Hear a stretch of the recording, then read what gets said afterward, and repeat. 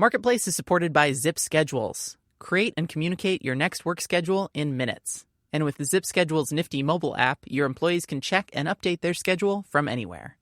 Get started for free at zipschedules.com/marketplace. This Marketplace podcast is brought to you by Citi Cards with Android Pay. Listening on your phone? Now you can pay while you listen using the same device. Just tap and go. Download the Android Pay app on Google Play or visit citi.com/androidpay to get started. Android Pay is available for eligible Citi consumer credit and debit cards. A little bond market action, a little stock market action, some Brexit, and Mr. Robot. From American Public Media, this is Marketplace.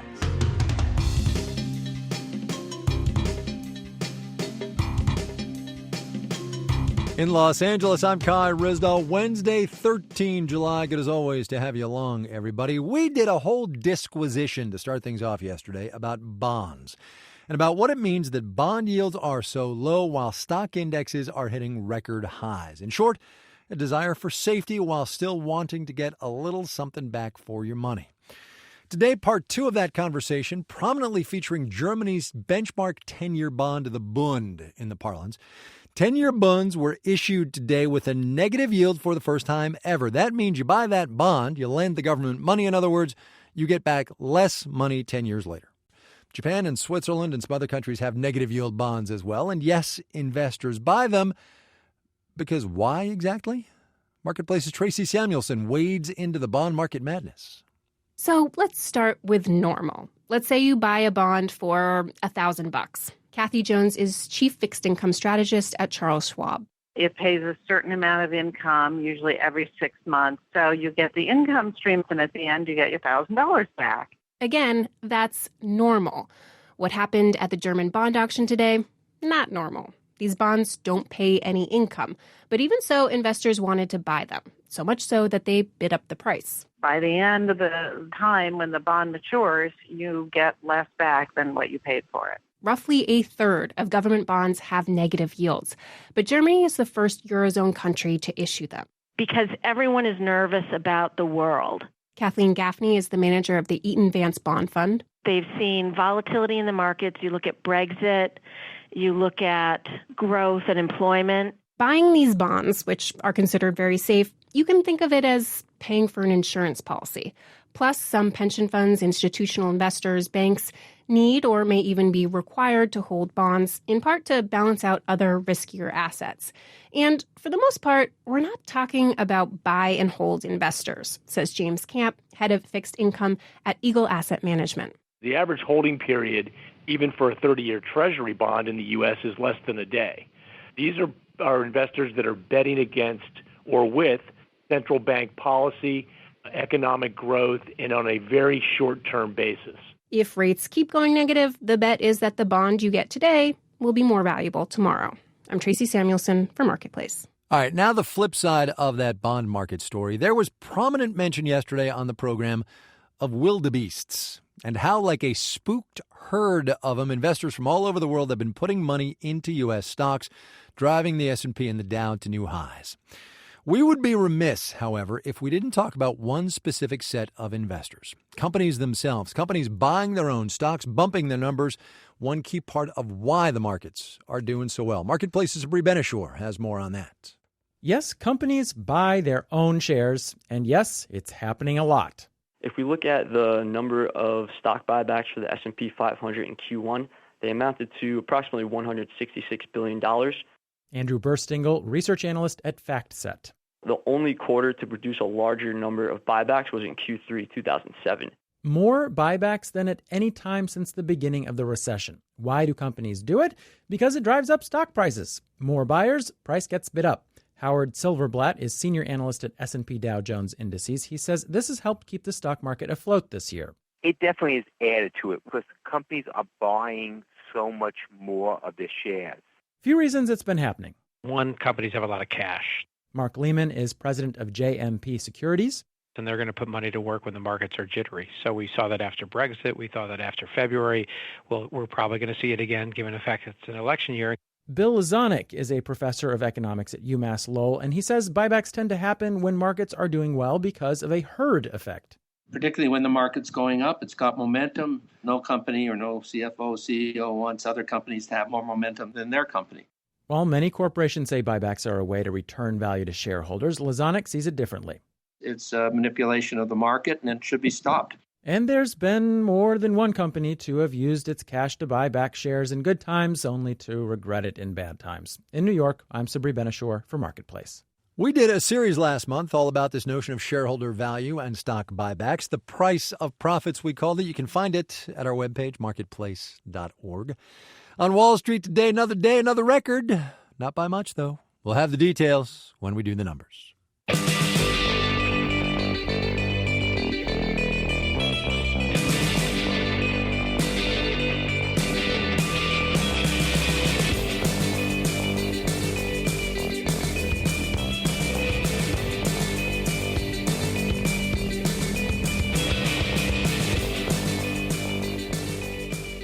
Today, Theresa May became only the second woman to become Prime Minister of the United Kingdom. And does she have a lot on her plate, not least of which is negotiating the terms of Britain's withdrawal from the EU and reuniting a country deeply divided over Brexit.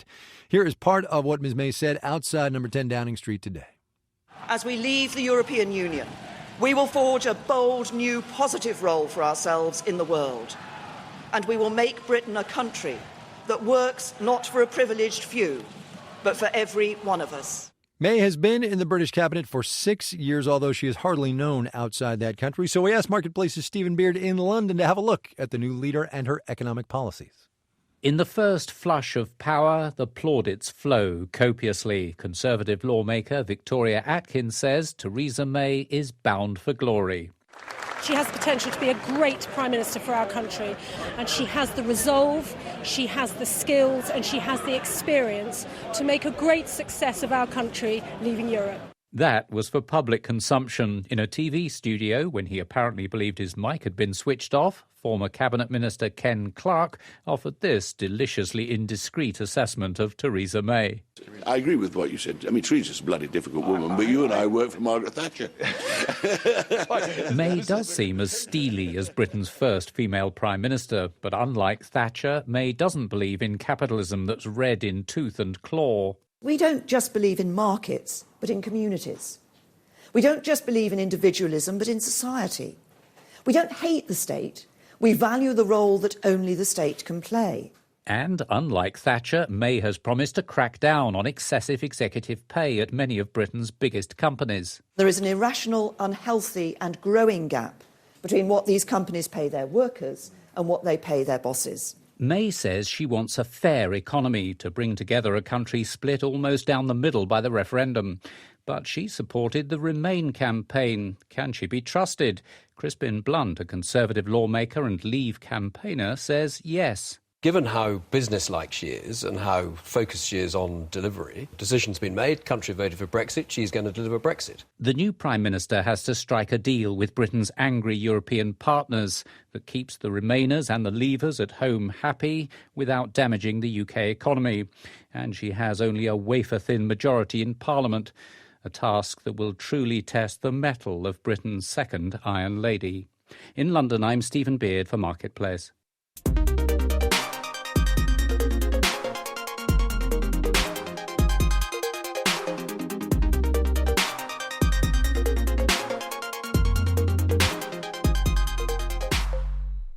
The Summer Olympic Games are just a couple of weeks away, and all eyes are on Brazil for all of the wrong reasons. They're in the middle of a presidential impeachment down there, a grinding recession, some big public health concerns as well, and that is just a partial list. Julia Carneiro is a correspondent for the BBC in Rio. Julia, it's good to have you on. Hi, Kai. Good to talk to you. Tell me, would you, first of all, with 22, 23, 24 days left until the opening ceremonies, how goes it in Rio? Because, honestly, the headlines are terrible. Well, yes, the headlines are pretty bad, and that is really affecting the mood here. You can see all the preparations around the city. There are lots of construction work on the streets, but there's so much negative news here. There's so much concern with the economic recession that Brazil is facing, the impeachment proceedings that are being faced by the president of Brazil, Dilma Rousseff. So much going on, and people aren't really imagining the Olympics being here yet. What happens then when the opening ceremonies begin? Are they going to be ready? The International Olympic Committee this week has concluded their final visit to Rio ahead of the Games, and they say Rio is ready to welcome the world, and the venues are ready for action. There are big infrastructure projects that are still to be delivered, namely the subway line being built to connect the city, the main tourist neighborhoods, to Barra. That's the neighborhood where the Olympic Park has been built. That is only going to be delivered on August 1st, which is a few days before the opening ceremony on August 5th. So that's really cutting it close. What happens down there when a big sporting figure, there was a golfer the other day who pulled out. I can't remember his name, but what happens when big name athletes pull out? Does that sort of get people going, oh man, here we are again? It does. It does. That's a good description of the feeling. Zika is the argument that's being used by these golf athletes, the fear of the Zika virus. But the World Health Organization has been repeating that this should be a concern for pregnant women or for women that are trying to conceive. So they say it shouldn't scare off visitors that are just coming for the fun of the games. Of course, Brazil had the 2014 World Cup, and while it was not perfect, they can certainly point to that and say to the world, listen, we did this, we can do the Olympics, right? Yeah, so 2014 World Cup, it's a good comparison because ahead of that event, there was lots of skepticism about Brazil's ability to host such a big event like this. And in the end, things did work out. So we're seeing another streak of pessimism at the moment, and of course for different reasons, and I'd say perhaps for more serious reasons. But the events are going to happen. Part of the infrastructure development that's happening, part of the money that's being spent is being spent on moving people out of the favelas, the slums, and sort of advancing sort of the global cause over the poor of Rio and Brasilia in that city. What's the popular consensus as to whether or not it's worth it for Brazil to have hosted these games?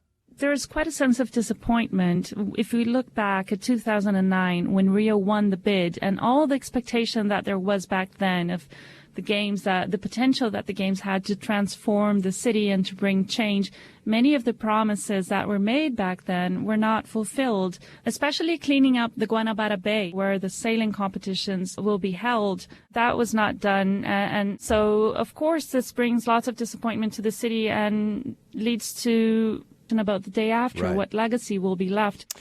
Julia Carneiro, we got her at the BBC Bureau in Rio. Julia, thanks very much. Thank you, Kai. Good to talk to you.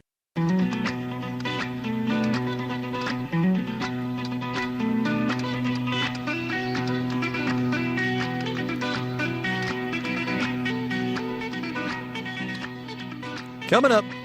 It was agony.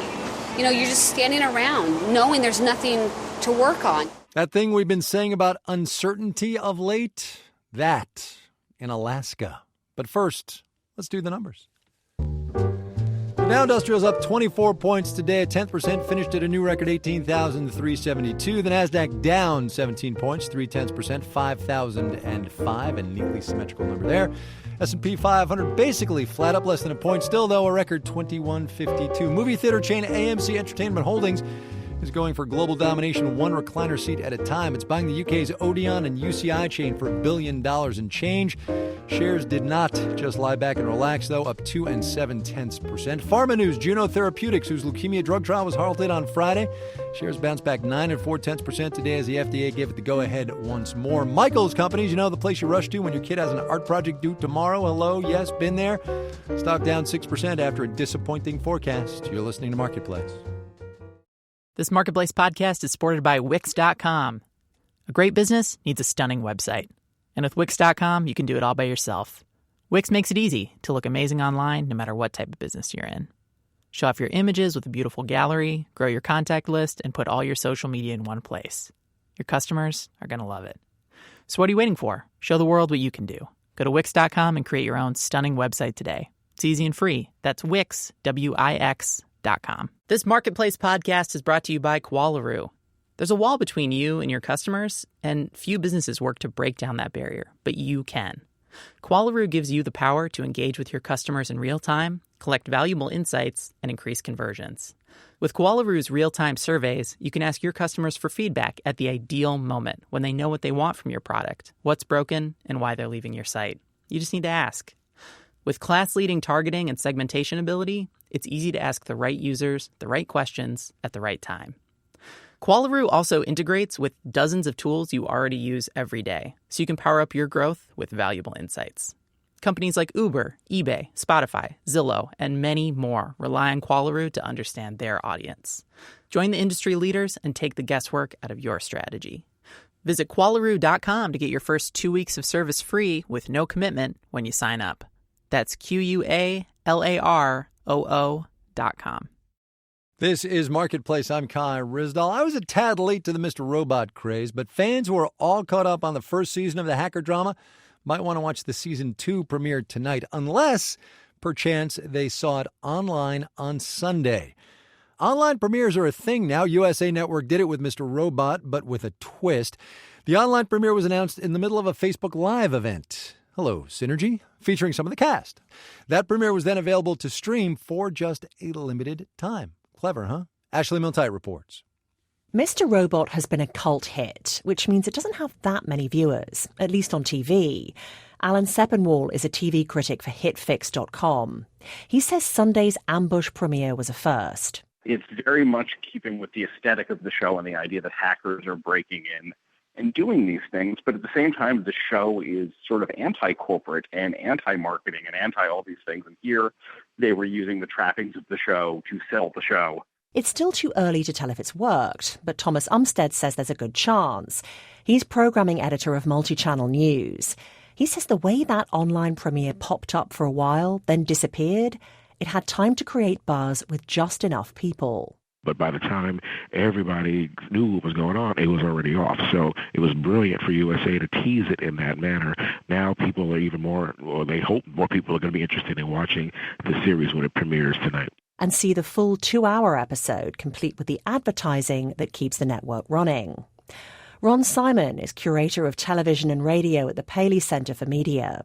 He can see a time where viewers will be given a challenge to hunt down a show's premiere online. I mean, there are ways to do it to really create interest. And I think the most important thing is to create a participation among the audience where you are part of the spirit.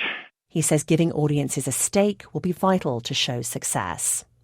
I'm Ashley Miltight for Marketplace. Staying in the tech space for just a second, tomorrow will bring us what is expected to be the biggest initial public offering of 2016. It's a mobile messaging app. Line is its name, to be jointly listed in Tokyo on Thursday, New York on Friday, in an IPO that could raise as much as $1.3 billion. Line is the latest addition to a very long line of messaging apps that are already out there. WhatsApp, Facebook Messenger, WeChat, iMessage, so lots of them. But why do we need so many of them? We got our senior tech correspondent Molly Wood on the line to make me smart. Hey, Molly, how are you? I'm great. Kai, how are you? I'm okay, except I'm having a little bit of a messaging app conundrum, which is how do I deal with all of these things, man? And why are there so many? Right. Yeah, messaging apps are falling out of the proverbial tech sky. You know, it's funny, though, because let's be honest. We all know when this started. When? AOL Instant Messenger. Oh, wow. And we had the How same... old are you? What? Pretty old, turns out. Pretty old. And we had the same problem back then I read in history books, which is that there were a lot of different messengers that didn't talk to each other. No, these apps are proliferating because it's really a realization and a recognition that people don't always, and this may surprise you, want to post every thought in public. Sometimes they actually just want to talk to their friends, one or two at a time. I totally get that. But so there's messaging on your iPhone, there's WhatsApp, there's we could do 3 or 4 and everybody could in theory be happy, right? Yeah, I mean, what's interesting is here you've got WhatsApp, which is owned by Facebook, right, which is also pushing Facebook Messenger right, pretty heavily. Right. And all of these depend on, it's very hard to be a new entrant in this category. It's very hard for, say, a company like Line to make a splash in the United States where it doesn't already have a user base because it depends on the network effect. You have to have people already using an app who then get their friends to sign up so that they can communicate. And you see a lot of these apps trying to add in all of these extra features to both attract users and also make money. Yeah. Well, so get me to the make money thing, right? So Line is going to go public, I guess, tomorrow in Tokyo and Friday morning in New York. A $1 billion IPO on a $6.5 billion valuation. How is this company going to make money in this oh-so-crowded space? Well, Line already, so it's basically the number one messaging app in Japan. It's got a pretty good size market in South Korea. It makes about $1 billion a year in revenue, and it does that by selling other services, app downloads, stickers. People cannot get enough of stickers, and integrating other services. WeChat in China is a really good example of a messaging app that has become a full-fledged platform. You can call a taxi. You can pay people like you would with Venmo or Square Cash. Interesting that Asia seems to be so far ahead. Yeah, absolutely. WeChat has been leading the way in this kind of revolution. And, U.S.-based messaging apps have been slow to kind of integrate more of these features as they try to figure out if that's what we really want. Because there are, the U.S. is a very app-based economy where we seem fine with having lots and lots of apps on our phone, less interested in a do-it-all messaging app. But if WhatsApp or Facebook Messenger or any of the other US-based options want to make money, that's the only way they can go. Not to get all geeky and technical on you here, but couldn't one create some client that rolls all these messaging apps into one service and just have it be one button on my phone instead of 15? Cross-platform is the way to go. I think most people would love that. And that's actually why you see Apple putting a lot of emphasis behind its messaging service and messaging app, and we'll probably include more features there because it's the power of the default app that makes you really want to use it. Right. Molly Wood covers tech and all kinds of good stuff. Thanks, Molly. My pleasure, guys.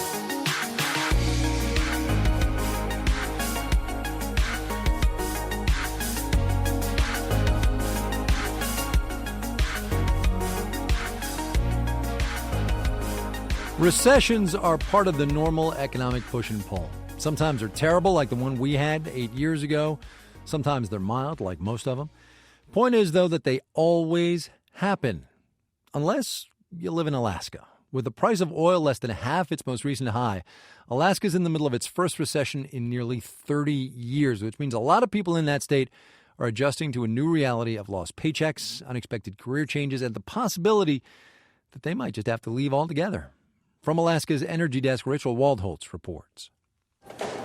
On a recent sunny afternoon in downtown Anchorage, there's a late lunchtime rush at the sandwich shop Urban Greens. Half turkey, no mayo, no onion. Behind the counter is a woman in red flannel and big glasses. She seems to know the names of half the people walking through the door. Hey, Dave. What's going on? When I visited, Rachel Mills was the manager at Urban Greens. But go back several months, and she had a very different role. As a botanist for ASRC Energy Services, an oil and gas contractor. Then, this winter, right around the time oil plunged to a 12-year low, Mills was told she no longer had a job. It was a January sunny day, and I'm just sitting in the kitchen, and I'm thinking, wow, so this is what it's like to fail. That same month, the state, one of the few other employers for a botanist, announced a hiring freeze as the drop in oil revenue prompted budget cuts. I mean, I have all this education. I did everything by the book. I worked really hard. Mills isn't alone. She's part of a wave of Alaskans who've lost work in the last year, as the state has seen its first real dip in jobs in nearly 3 decades. According to state economist Neil Fried, with the exception of a brief slowdown in 2009 when the Great Recession hit tourism, Alaska has seen economic growth every year since 1988. Until now. This is an interruption of that, yes. So we are, I think we will define this possibly as a new period. The question is how long of a period. a new period defined by low oil prices. The unemployment rate has ticked up slightly, but Fried says a more useful number in Alaska is jobs gained and lost. Since last May, the state is down about 2,100 jobs in oil and gas, or about 15%. And those numbers likely don't include people like Mills, a botanist. Other fields like construction have also shed workers. Alaska has gained jobs in some areas like healthcare and retail, but Fried says it's not the same. Those are hard jobs to replace. That's in part because of the pay difference. Oil and gas jobs pay more than 2.5 times the average in other industries. Fried says the result might be more people moving out of state. Brad Campbell doesn't want to move. He worked as a financial analyst at BP for more than 15 years until he was laid off in June. 2 years in a row, I went through uncertainty. Am I going to have a job or not? I'm kind of relieved I don't now. At least I know. Campbell wants to stay in oil and gas, and his goal for now is to hang on to his home. And I'm a little worried about, getting a job that pays well, but I'm just going to have faith it's going to work out.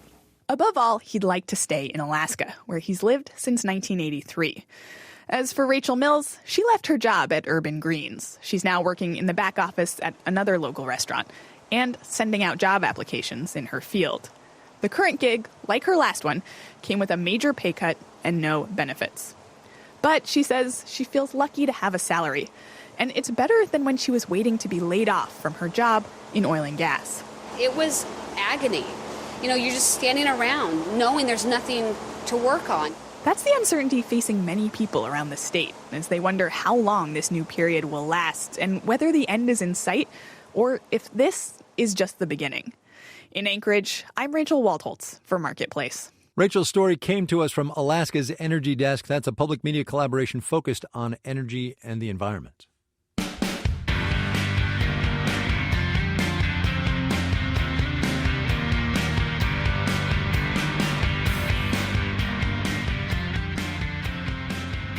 This final note on the way out today, no joke, one of my favorite economic days of the year because the Fed came out with a beige book today. It's 8 times a year regional breakdown of the U.S. economy. Here, courtesy of the real-time economics blog at the Wall Street Journal, which I love, are some of the highlights. From the Boston Fed, this quote, a manufacturer of frozen fish reports weak retail sales in the second quarter, attributed partly to unseasonably warm weather, which led people to eat out more. Makes sense, right? And then this from the Minneapolis Fed. Minot, North Dakota saw renewal of a local shopping center in spite of slowed activity in nearby oil fields, which, open parentheses, we've been telling you about, close parentheses. A casino in South Dakota, though, saw a drop in traffic. Come on, fascinating. All right, we're out of here. The Dow up 24 points today, about a 0.1%, a record 18,372, but not by much. The Nasdaq down 17 points, about 0.3%, 5,005. The S&P 500 flat, up less than a point. 2152 there. Chris Clark, Brad Fisher, Jake Gorski, Bill Lance, Jeff Peters, Daniel Ramirez, Charlton Thorpe, and Ben Tolliday engineered the broadcast for us. I'm Kai Risdall. We'll see you tomorrow, everybody.